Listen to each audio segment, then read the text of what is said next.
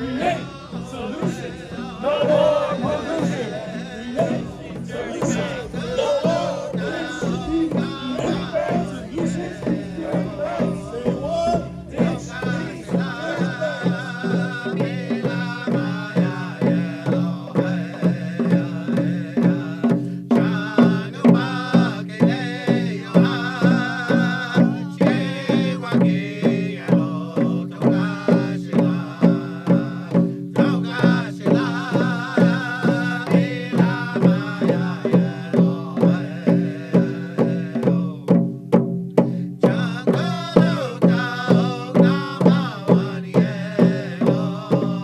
Started taking on the banks and insurance companies kind of in the fall of 2016 during the fight against the Dakota Access Pipeline. This corporation, these government entities, these policymakers, really didn't care about the abuses that were taking place in Standing Rock.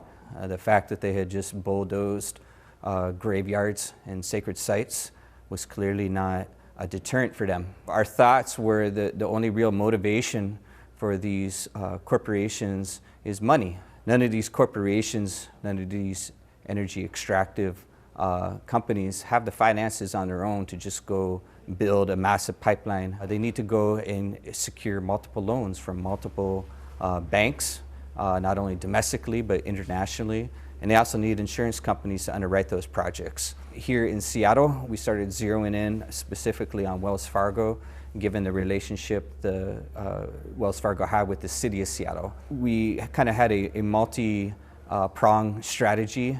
There was kind of the on-the-ground direct action, bank takeovers, organizing and coordinating individuals, nonprofits, and then the second was a strategy to get the city of Seattle to end its financial relationship with Wells Fargo. Standing Rock really brought a lot of that to the forefront for me personally. Like, yes, financial institutions have always financed atrocities that take place on Mother Earth. Going to Standing Rock was about that connection to the land, and ultimately I believe Indigenous knowledge, is what's going to move us to the place of achieving climate justice. We had wanted to be able to have everyday people that couldn't go over to Standing Rock to still find a way to, contribute to not just the movement, but to, really bringing these issues of the pipelines and fossil fuel industry, and also the involvement of Wall Street banks. We've told people to pull your money out of those banks and put them into credit unions and community banks, in places where the people actually have the voting power of what happens with that money. It's the second part of the divestment that doesn't get kind of addressed as much, but is equally important to all of us, is that reinvestment piece. And where are your dollars going? Them funds are going to be recycled somewhere. That's how they make their money. And it certainly isn't in our communities.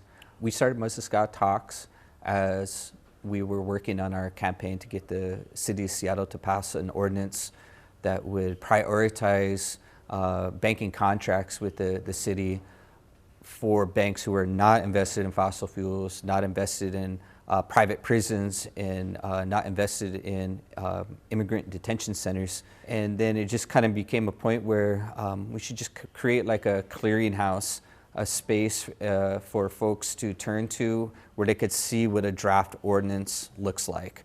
They could see what a resolution looks like. They could look and find out how to organize a campaign, a rally or demonstration or whatever in their communities. There's banks all over the world.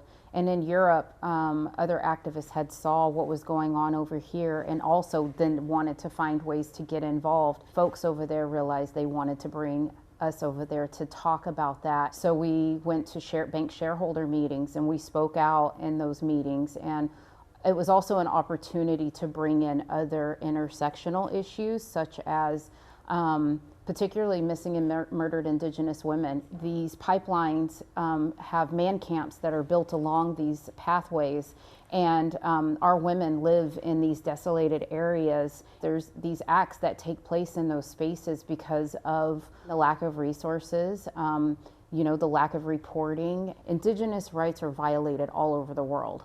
So being on an international stage, it gives us a chance again to talk about specifically like these issues and why, it's like you can't go into talking about the pipeline without talking about missing and murdered Indigenous women, without talking about, the financial institutions. Like there's so many intersectional things. And then we went to the UN and spoke to them on a world scale of, the violation of Indigenous rights through, these various institutions and their involvement that they have in our communities and on our lands. The simplest thing you could do is to see where your finances are. Who are you banking through? If you've had opportunity, support those who are the most impacted. That's we're all in this together, but some of us are sure suffering a lot more than other communities. Indigenous communities globally have been facing the impacts of the climate crisis. It's an ongoing thing that's been happening. We can even look back further. We talk about our history as Lakota people, and when they went after the buffalo as a part of their strategy to, because they couldn't defeat us militarily, so they wanted to starve us to death. So they went after the buffalo and brought their population from 50 million down to it's like 30 or 40. Everybody has a different role and everybody has a different responsibility. Not everybody is going to be that front lines direct action person who puts their body on the line, but that is a role for somebody. Somebody has that role. Somebody has the role of being the storyteller. Somebody has a role to be the caretaker, the providers. If you were to come out to the No DAPL camps, you would have seen that, playing out. You had people who were the cooks. You had people who were the medics. You had people who were the frontline folks, people who were setting up schools for the children that were brought out, the drummers and singers. And then to also ultimately be okay with taking breaks sometimes, stepping back. Lakota itself translates, what that kind of roughly means, or the best translation is to be a good relative. With our young ones, it's obviously for our children, for the hopes that they can have things a little bit better than we had it in terms of a place to live, that we're leaving them a place, a viable, healthy, beautiful place to live and experience. Family is everything in the sense of like, who are we directly passing this knowledge on to? Who are we sharing a meal with in our home? Who are we, sharing our words at the end of our day and our storytelling with is our family. To know that we're regaining these teachings that we're going to pass on to our family, it's just kind of that re-nurturing of our culture. And those are the things that come from, when we also have conversations about addressing climate change, because if we don't address that, we can't do those very things that connect us to our families. That also includes our non-human relatives. They teach us as well. In a lot of our Plains tribes, it's Zapateo, Yate, Bison or Buffalo Nation. They got a lot of teachings that they bring to us. The buffalo created one of the largest aquifers, in the world by just how their hoofs are shaped. But they also teach us things like to face the storm. We call it blehechiapo, because during a storm and a blizzard, it turns into the storm. It doesn't turn away from it. It's one of the few that turns into the storm. So if we understand truly that concept, our teaching, Mitakwe Oyasin, we're all related, then we understand that we too are not separate from all of creation. It's just we're the only ones that have strayed from our roles and our responsibilities. We are but one protest out of over 100 today. My message to the financial institutions is simply that I know your bottom line is a profit. Wealth is to us, it's not what wealth is to them. And sooner or later, they're going to find out that their wealth don't really matter if you don't have clean water to drink or clean air to breathe, or a planet to live on that, you know, doesn't care about how rich or poor you are. It's going to impact us all.